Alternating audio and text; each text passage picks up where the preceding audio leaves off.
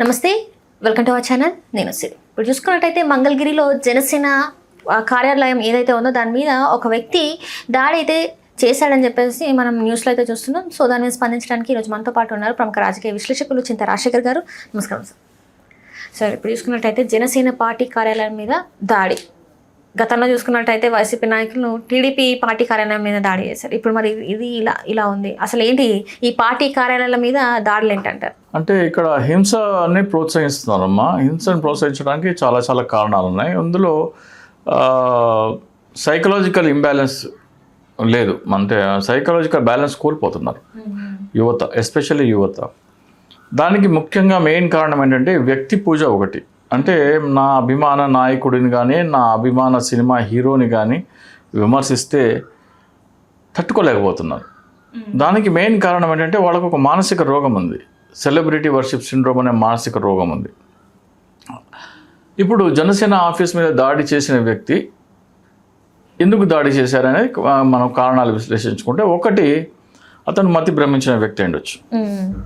అది దానికి only 1% chance ఉంది. మతి భ్రమించిన వ్యక్తులు చాలా తక్కువ ఉంటారు మన దగ్గర. రెండోది, జనసేన పార్టీలో పవన్ కళ్యాణ్ వైఖరి నచ్చక, పవన్ కళ్యాణ్ చెప్పిన వాగ్దానాలు ఆయన నిరూపించకపోతే దాని మీద ఆగ్రహంతో దాడి చేసే అవకాశం ఉండొచ్చు. లేదా జన సైనికులు అతనిని ఎవరైనా సరే వేధిస్తే ఆ కక్ష తీర్చుకోవడానికి ఇక్కడ వచ్చి చెప్పుకుండొచ్చు. లేకపోతే పార్టీలో అతను ఉంటే అతని మీద ఎన్నో వేధింపులకు గురి చేస్తే పవన్ కళ్యాణ్కి ఫిర్యాదు చేసినా, కార్యాలయానికి ఫిర్యాదు చేసినా ఎటువంటి స్పందన లేకపోతే దాని మీద దాడి చేసి ఉండొచ్చు. దీనికి 40% అవకాశం ఉంది. జనసేన పార్టీ అంతర్గతంగా 40%, 1% ఏమో మతి భ్రమించిన వాళ్ళు. వైసీపీ శ్రేణులు దాడి చేసే అవకాశాలు కూడా ఉన్నాయి. దాదాపు 25 to 30% ఉండొచ్చు. ఏంటంటే వైసీపీ వాళ్ళు జగన్మోహన్ రెడ్డిని విమర్శిస్తున్నారనో లేకపోతే ఏదైనా సరే కోపంతో కూడా చేసి ఉండొచ్చు. కానీ ఈరోజున్న పరిస్థితులలో వాళ్ళు మాట్లాడే స్వేచ్ఛ కూడా లేదు, కేసులు పెడుతున్న దాంతో భయపడి ఎవరు అటువంటి సాహసానికైతే పూనుకోరు. బహుశా అతను శ్రీకాకుళం నుంచి వచ్చారు. శ్రీకాకుళం నుంచి వచ్చి మంగళగిరి ఆఫీస్ మీద దాడి చేశారంటే వైసీపీ వ్యక్తి అంత దూరం వచ్చి రావాల్సిన పని అయితే లేదు. ఇక వేరే అంశాల్లో ఈ లడ్డు అంశం కానీ లేకపోతే ఈ ఇతర మతాల వాళ్ళు అన్ని పవన్ కళ్యాణ్ మతపరమైన వ్యాఖ్యలు కొన్ని చేశారు. సో క్రిస్టియన్ లేదా అతను పేరైతే ముస్లిం అయితే కాదు, సో క్రిస్టియన్ మతానికి చెందిన వాళ్ళు ఎవరైనా సరే అటువంటి మాటలు మాట్లాడినందుకు ఏమన్నా మతపరమైన దీనివల్ల కూడా వచ్చి దాడి చేసే అవకాశం ఉంటుంది. సో మతపరమైన ఇటీవల జరుగుతున్న లడ్డు వివాదంలో పవన్ కళ్యాణ్ అసెంబ్లీలో ఇచ్చిన ప్రసంగానికి వ్యతిరేకంగా నిరసన తెలిపేందుకు వచ్చిండొచ్చు. పవన్ కళ్యాణ్ పార్టీలో అంతర్గతంగా పవన్ కళ్యాణ్ నడవడిక నచ్చక, పవన్ కళ్యాణ్ వ్యవహార శైలి నచ్చక, ఆయన ఏం చెప్పి పార్టీ పెట్టాడో దానికి అనుగుణంగా పార్టీ నడపట్లేదని, అలాగే పదవులు రాక, అలాగే తెలుగుదేశం వారి మీద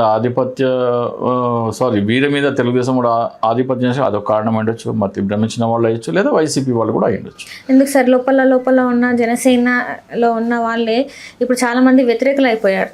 అదే చాలా మంది గంగా సురేష్ బండారు అని ఉన్నారు, మన అడ్వకేట్ రజనీ ఉన్నారు, బల్లే మురళి ఉన్నారు. వీళ్ళందరూ బాహాటంగా వచ్చి మీడియాలో మాట్లాడుతున్నారంటే మీడియాలో మాట్లాడే అవకాశం లేకుండా వాళ్ళ ఫ్రస్ట్రేషన్ బయటికి చెప్పుకోలేక కూడా ఇటువంటి దాడులు చేసే అవకాశం ఉంది. 40% వరకు అవకాశం ఉంది. లేదు వైసీపీ శ్రేణులు కూడా చేసే అవకాశం ఉంది. కానీ నేను దానికి తక్కువ అంటున్నా, ఎందుకంటే వైసీపీ అధికారంలో లేదు. వైసీపీ అధికారంలో ఉన్నప్పుడు దాడులు చేస్తే ఎక్కువ అవకాశం ఉంటుంది. వైసీపీ రూలింగ్లో ఉంటే కనుక అటువంటి దాడులు వైసీపీ తరఫు నుంచి జరిగే అవకాశాలు ఎక్కువ ఉంటాయి. కానీ ఇటీవల అటువంటి దాడులు చేసిన వారిని వాళ్ళ మీద విపరీతమైన పోలీస్ కేసు, అలాగే బాగా కఠినంగా శిక్షిస్తున్నారు, రోడ్ల మీద నడిపిస్తున్నారు. ఇవన్నీ చూసిన తర్వాత అటువంటి సాహసం అయితే వైసీపీ శ్రేణులు ఎవరు చేస్తారని నేనైతే అనుకోవట్లేదు. అంటే దాన్ని ఎలా చూడొచ్చు అంటారు? అంటే గతంలో జరిగిన దాడులు ఎవరు చేసినా తప్పే అంటారు. ఎవరు చేసినా తప్పే.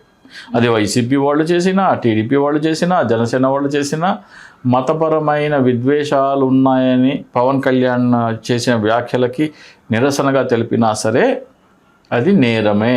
విధ్వంసాలు మీరు మీ మీ అభిప్రాయం మీరు చెప్పండి. అంటే ఇప్పుడు అసెంబ్లీ సాక్షిగా పవన్ కళ్యాణ్ గారు మతం గురించి మాట్లాడుతున్నారు. మరి అట్లా మాట్లాడినప్పుడు మరి వీళ్ళు ఏం చేస్తారు? వీళ్ళు ఇలాంటి పవన్ కళ్యాణ్ వీడియో పెట్టి మీరు కూడా ఒక వీడియో చేసి ఈ పవన్ కళ్యాణ్ గారు ఇలా మాట్లాడిన దానికి నా సమాధానం ఇది, కాబట్టి ప్రజలు ఈ కోణంలో కూడా ఆలోచించాలి అని. ప్రజాస్వామ్యం ఏంటంటే విభిన్నమైన కోట్లాది మంది ప్రజలకి విభిన్నమైన ఆలోచనలు ఉంటాయి. ఏ ఆలోచనలకి ఎక్కువ ఆమోదం ఉన్నదో అదే ఇది అవ్వాలి. సో ఇక్కడ పవన్ కళ్యాణ్ గారి అభిప్రాయం ఇది, దాన్ని నేను విభజిస్తున్నాను, నా అభిప్రాయం ఇది. కాబట్టి పవన్ కళ్యాణ్ అభిప్రాయం రాజ్యాంగ వ్యతిరేకము, లేకపోతే మన రాజ్యాంగ స్ఫూర్తి కానీ ప్రజాస్వామ్యానికి కానీ వ్యతిరేకము అని చెప్పేసి ఆయన చెప్పాల్సిందే ఆయన చెప్పొచ్చు. అలాగని వెళ్ళి నేను మంగళగిరి కార్యాలయానికి వెళ్ళి నేను దాడి చేసేస్తాను అంటే ఆయన దానికి